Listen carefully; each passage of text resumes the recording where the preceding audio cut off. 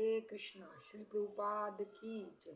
श्रीमद् भगवद गीता यथारूप अध्याय 2 श्लोक संख्या 8।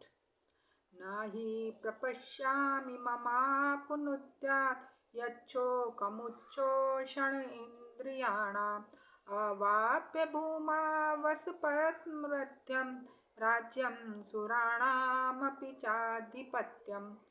मुझे ऐसा कोई साधन नहीं दिखता जो मेरी इंद्रियों को सुखाने वाले इस शोक को दूर कर सके। स्वर्ग पर देवताओं के आधिपत्य की तरह इस धन धान्य संपन्न सारी पृथ्वी पर निष्कंटक राज्य प्राप्त करके भी मैं इस शोक को दूर नहीं कर सकूंगा।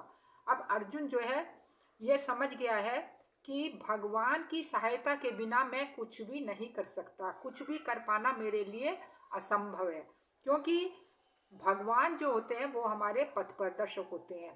तो वो जो प्रामाणिक गुरु है हमारे, हमें उनका ही आश्रय लेना चाहिए। और गुरु कैसा होना चाहिए? जो 100%, जो पूरी तरह से कृष्ण भावनावावित हो, कृष्ण तत्ववेता हो, जो खाली कृष्ण के विषय में बोलता हो, कृष्ण की चर्चा करता हो, तो वही जो है हमारा वास्तव में गुरु है। और ऐसा कहा भी गया है कि वह विप्र की वा न्यासी शूद्र के ने नोय, यही कृष्ण तत्ववेता से ही गुरु होय। बोले कि चाहे कोई ब्राह्मण है, चाहे कोई निम्न जाति का है, चाहे कोई शूद्र वर्ग का है, यदि वो कृष्ण को तत्व से जानने वाला है तो वह गुरु कर बनाने के योग्य है। ऐसा हमारे चैतन्य चरितामृत में कहा गया है। तो इस तरह से जो है अर्जुन भी इस चीज को समझ गया है कि गुरु के पास जाना ही उसके लिए श्रेयकर होगा। अतः अर्जुन जो है भगवान की शरणागत हो गया है और वो भगवान से जो है अपनी शंकाओं का समाधान मांग रहा है। तो इसलिए यदि हमें सदा के लिए, हमेशा के लिए यदि शोक का कोई निवारण करना है तो हमें क्या है?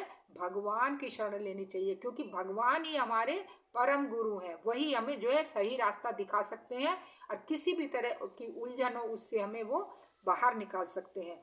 अर्जुन ने भी भगवान से ही यही प्रार्थना करी थी कि हे भगवान, आप मेरी समस्या का समाधान करिए। मेरे लिए क्या उचित है, क्या अनुचित है, कृपया करके आप मेरे को आदेश दें, फिर मैं उस आदेश का पालन करूंगा। क्योंकि कृष्ण भावनावत में की यही विधि है। और अर्जुन जैसा महान भक्त समझता है, अर्जुन जैसा महान शिष्य इस चीज को समझता है, इसीलिए अब उसने भगवान की शरण जाकर भगवान से उसने प्रार्थना करके भगवान की उसने आश्रय ले लिया है। हरे कृष्णा। श्री प्रभुपाद की जय।